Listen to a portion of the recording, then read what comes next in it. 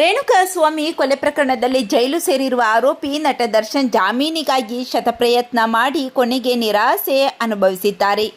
ನಟ ದರ್ಶನ್ ಜಾಮೀನು ಅರ್ಜಿಯನ್ನು ಸುಪ್ರೀಂ ಕೋರ್ಟ್ ತಿರಸ್ಕರಿಸಿತ್ತು. ಇದೀಗ 1 ವರ್ಷಗಳ ಕಾಲ ದರ್ಶನ್ಗೆ ಜೈಲೇ ಗತಿಯಾಗಿದೆ. ಬೇಲ್ ನಿರಾಕರಣೆ ಬಳಿಕ ಪತ್ನಿ ವಿಜಯಲಕ್ಷ್ಮಿ ಮೊದಲ ಬಾರಿಗೆ ಪ್ರತಿಕ್ರಿಯಿಸಿದ್ದಾರೆ.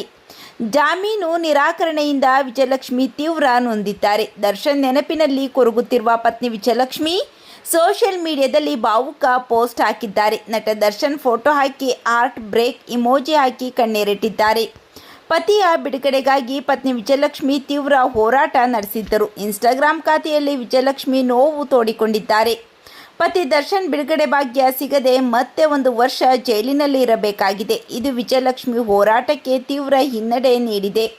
ಇದರಿಂದ ಕುಗ್ಗಿರುವ ವಿಜಯಲಕ್ಷ್ಮಿ ಸೋಷಿಯಲ್ ಮೀಡಿಯಾ ಮೂಲಕ ನೋವು ತೋಡಿಕೊಂಡಿದ್ದಾರೆ. ದರ್ಶನ್ ಬಿಡುಗಡೆಗಾಗಿ ಪತ್ನಿ ವಿಜಯಲಕ್ಷ್ಮಿ ನಿರಂತರ ಹೋರಾಟ ನಡೆಸುತ್ತಿದ್ದಾರೆ. ಒಂದೆಡೆ ವಕೀಲರ ಜೊತೆ ಚರ್ಚಿಸಿ ಕಾನೂನು ಹೋರಾಟ ತೀವ್ರಗೊಳಿಸಿದ್ದರೆ, ಇತ್ತ ದೇವಸ್ಥಾನ ದರ್ಶನ ಮಾಡಿ ಪತಿ ಬಿಡುಗಡೆಗೆ ಪ್ರಾರ್ಥಿಸಿದರು. ಆದರೂ ಸುಪ್ರೀಂ ಕೋರ್ಟ್ ಬೇಲ್ ನಿರಾಕರಿಸಿರುವುದು ಪತ್ನಿ ವಿಜಯಲಕ್ಷ್ಮಿಗೆ ತೀವ್ರ ಹಿನ್ನಡೆ ನೀಡಿದೆ. ಬೇಲ್ ನಿರಾಕರಣೆ ಬಳಿಕ ನಟ ದರ್ಶನ್ ಯಾರ ಬಳಿ ಮಾತನಾಡದೆ ಜೈಲಿನಲ್ಲಿ ಮೌನಿಯಾಗಿದ್ದಾರೆ.